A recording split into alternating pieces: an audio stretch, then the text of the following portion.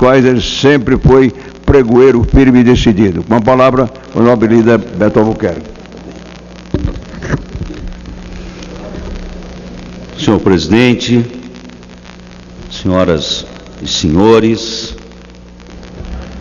é uma honra muito grande receber a todos, senhores e senhoras, nesta data em que desejamos reverenciar, relembrar e atualizar a nossa luta permanente em defesa da democracia, quando celebramos a luta célebre do povo brasileiro, que já tem 30 anos, pelas eleições diretas no nosso país. Quero agradecer e dizer da honra, senhor presidente Mauro Benevides, de ter à mesa desta sessão a senhora Laíde Quércia, esposa de Orestes Quércia, a senhora ministra Ana Reis,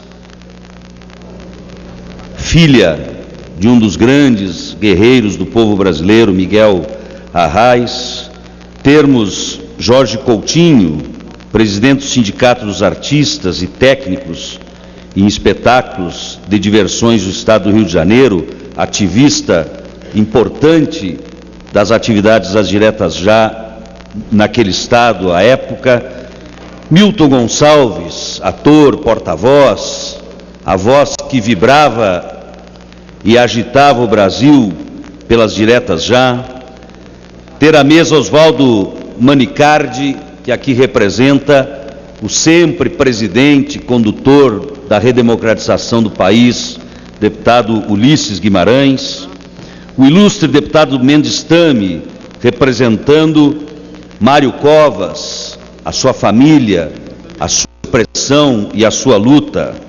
Igualmente, ter conosco na mesa a Maria Cláudia de Oliveira Ribeiro Martins, presidente do Instituto Dante de Oliveira, sobrinha de Dante de Oliveira, que infelizmente a vida lhe tirou mais cedo do nosso convívio, mas ele deixou um legado gigante na história por ter sido o propositor daquela emenda constitucional.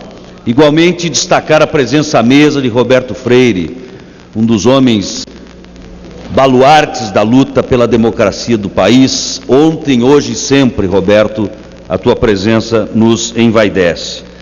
Quero destacar a presença e agradecer já no plenário, também dos colegas deputados, a nossa querida deputada Luísa Erundina, o César Colnago, Júlio Delgado, Alexandre Roso, companheiros que com todos nós tentamos preservar e enaltecer os valores que a democracia trouxe a esse país. E não posso deixar de registrar, até porque a época das diretas já tinha 20 anos e convivia no movimento estudantil de todas aquelas atividades que viraram o Brasil do avesso para o destino da liberdade, a presença da Virgínia Barros, presidente da União Nacional dos Estudantes do Brasil, a quem desejo e recomendo aqui uma salva de palmas pela presença da UNE neste ato.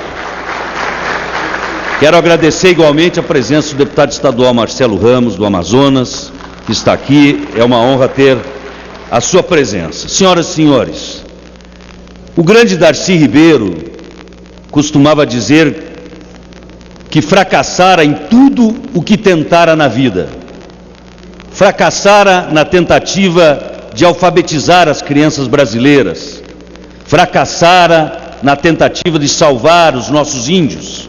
Fracassara no esforço por erguer uma universidade séria e também no empenho por colocar o Brasil no caminho do desenvolvimento autônomo. Mas concluía Darcy Ribeiro: os fracassos são as minhas vitórias.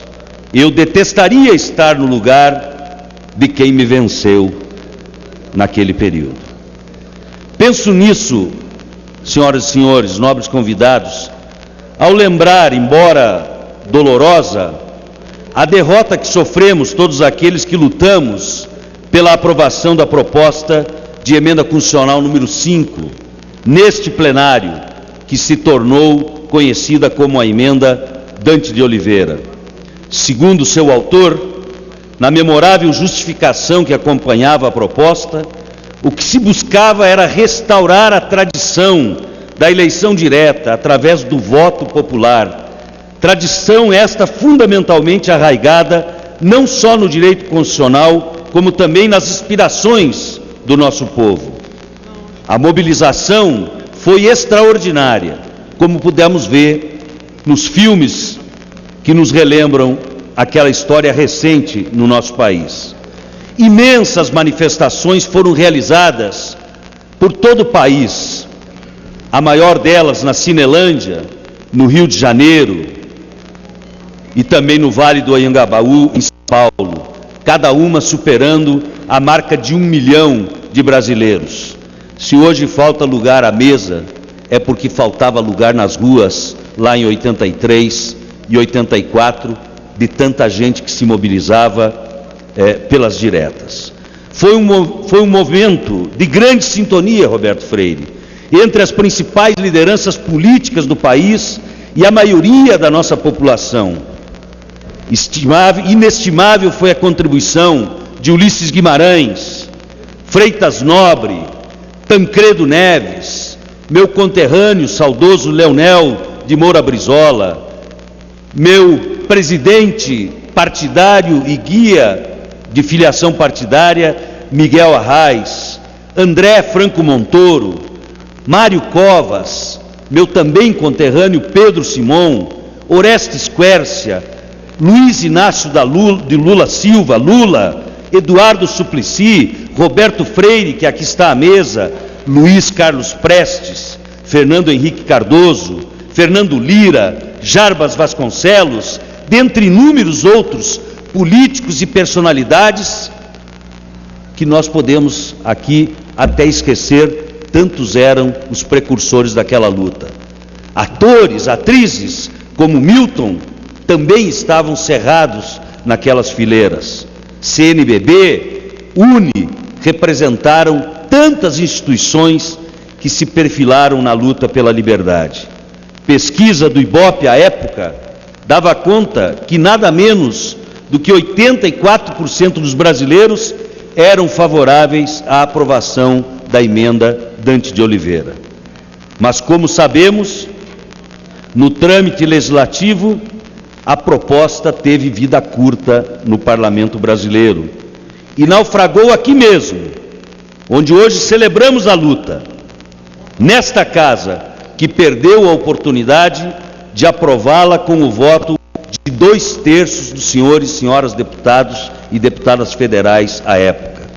Foram 298 votos favoráveis, 65 votos contrários e 3 abstenções. Mas o mais lamentável foram os 113 parlamentares que se ausentaram do plenário naquela passagem da vida histórica do nosso país.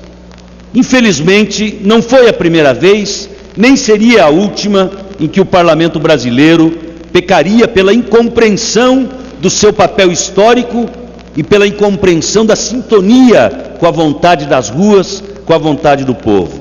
De todo modo, a ditadura saía daquele processo deslegitimada, saía fora do processo, saía derrotada, desmoralizada, e não restava aos militares de então, senão o retorno à caserna, porque as ruas voltavam a ser do povo brasileiro. Para nós, socialistas, é motivo de especial satisfação lembrar que entre aqueles que saíram às ruas e gritaram até a rouquidão, junto ao povo, pedindo eleições diretas para presidente, estavam lideranças políticas que no ano seguinte se reuniriam para refundar o Partido Socialista Brasileiro, que honro liderar a sua bancada nesta casa.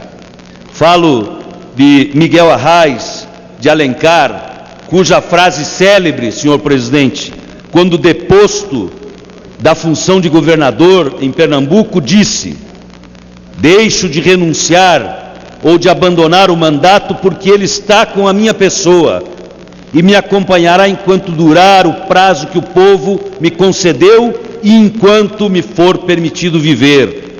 Disse Arraes, ao ser retirado pelos militares do Palácio das Princesas: sei que a nossa pátria atravessa dias de grandes dificuldades, mas sei que o povo haverá de conquistar cada vez maior liberdade e condições de lutar por um Brasil grande, em que haja harmonia entre os seus filhos, e essa harmonia não pode vir senão da justiça que se estabeleça para todos através da liberdade. Aquele momento foi inspirador, inesquecível e decisivo, também para a minha trajetória política. Quero registrar com igual satisfação o voto decisivo do senador Jamil Haddad, em novembro de 1987, pela aprovação da emenda Jorge Age, que fixava a duração do mandato presidencial em 4 anos, e assim abria o caminho para a realização das eleições presidenciais em 1989. Senhor presidente, nobres deputados, nobres convidados, que honram esta casa com suas presenças. Passados 30 anos, nós temos algo precioso a comemorar: a consolidação das nossas instituições democráticas. As ameaças de ruptura democrática tão frequentes em nossa conturbada história parecem ter se tornado coisas do passado, e isso tem que ser um compromisso nosso 30 anos depois daquela luta. Nosso desafio hoje é aprofundar o sistema democrático no processo decisório, envolvendo cada vez mais no processo político aquele que deve ser o seu principal agente, o seu guia, o seu condutor, que é o povo brasileiro, como manda a Constituição.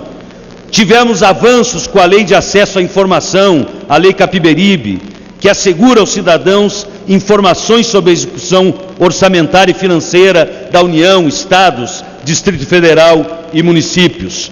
No momento, discutimos na CCJ desta casa, tenho a honra inclusive de ser o relator, proposição do senador Hollenberg, que visa facilitar o encaminhamento a esta casa e ao Senado de projetos de lei de iniciativa popular. Atualmente, a condição é de que esse tipo de proposição tenha o apoio de 1% do eleitorado. Queremos reduzir pela metade, para que o povo interaja mais na propositura de projetos de iniciativa popular. Tudo isso são avanços que podemos fazer, e nesses tempos em que nós brasileiros resolvemos tanta coisa por meio da internet, como, por exemplo, a própria declaração do imposto de renda, é preciso envolver a sociedade, através das redes sociais, na interatividade decisória no espaço do Legislativo brasileiro. Além disso, senhor presidente, encaminho-me para o final, precisamos fortalecer e utilizar mais os outros mecanismos de democracia direta previstos na Constituição, o plebiscito e o referendo, disciplinar os financiamentos de campanha, tornando-os mais democráticos e transparentes, e adotar mecanismos que tornem as coligações mais programáticas e menos pragmáticas. São objetivos que devem estar na ordem do dia do Poder Legislativo. Tudo isso, senhoras e senhores, amigos da luta e da história da democracia desse país, são propostas que visam manter vivo o espírito de mobilização que há 30 anos começou a mudar a cara do Brasil. Hoje, mais do que apenas votar, queremos transformações, mudanças, inclusão social, desenvolvimento, oportunidade igual a todos. Queremos nesse país educação, saúde, segurança, mobilidade, sim, no padrão FIFA, à altura do que o povo merece, não só pelo voto, mas por ser cidadão dessa pátria e por levá-la morro acima com o seu esforço a cada dia através do seu trabalho. Relembrar a história é assumir compromissos com um novo legado para frente. Aprender a não cometer os erros do passado e jamais esquecer que só a luta vence. Viva a democracia brasileira, viva os 30 anos das diretas já. Muito obrigado.